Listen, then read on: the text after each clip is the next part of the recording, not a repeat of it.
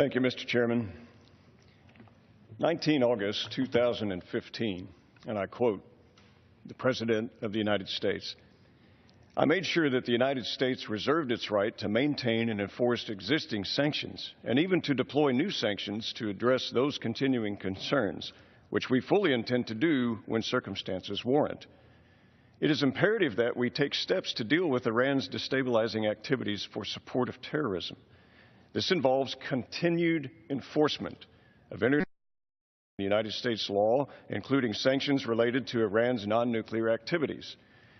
We will maintain," and I'm quoting the President, "powerful sanctions targeting Iran's support for groups such as Hezbollah, its destabilizing role in Yemen, its backing of the Assad regime, its missile program, and its rights abuses at home," end quote. This was in direct response, Mr. Speaker, to the gentleman who is saying that he's not for upholding these things today.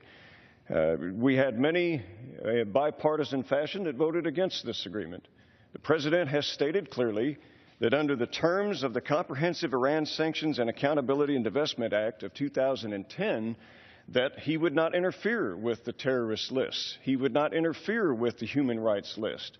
But the simple fact is, and I've read every single word of the joint agreement, there are hundreds of people in Annex 2 on that sanctions list. Among them are more than 50 that are on the terrorist list and the human rights list as violators. The President said that they will not be lifted off, and yet there they are. That's what this bill does.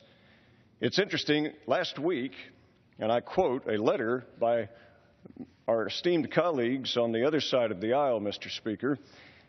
And here is the letter that they sent to the President of the United States, reinforcing why this bill is such a good idea.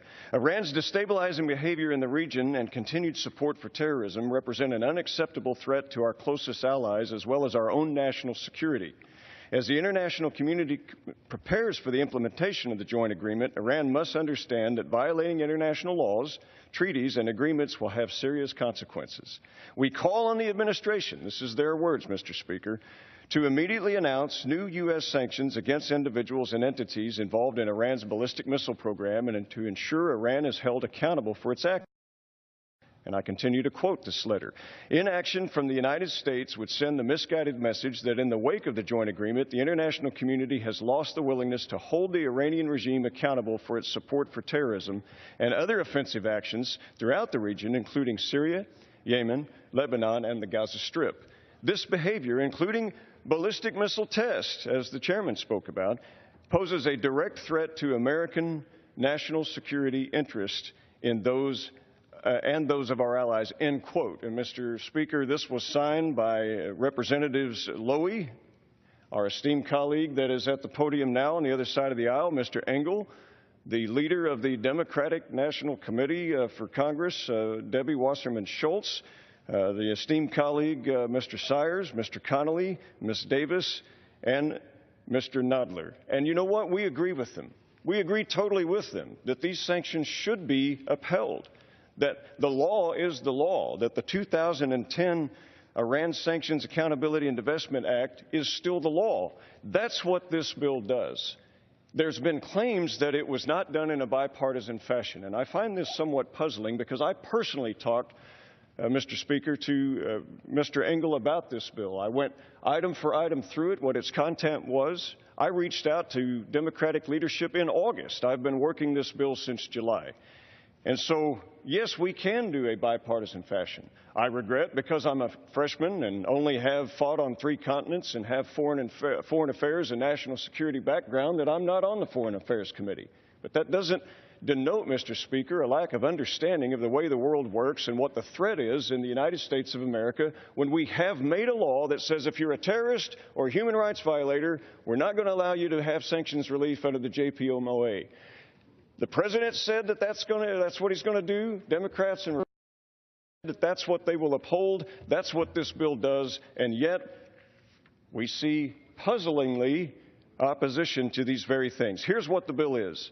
Annex 2 of the joint agreement lifts sanctions for hundreds of individuals for nuclear proliferation or human rights violation or terrorist violation. More than 50 of these individuals and entities have been identified on the joint agreement for sanctions relief. This simply requires that before those are delisted, the president certify why. It doesn't say they can never come off. Read Section 4. It's pretty clear. It says that the president must certify justification on why that is the case. What this bill is not, a knee-jerk reaction, a partisan ploy that's quickly crafted due to recent events. We've been working months on this. The bill was crafted without major efforts. Not true, as I've proven this morning. This is upholding the law.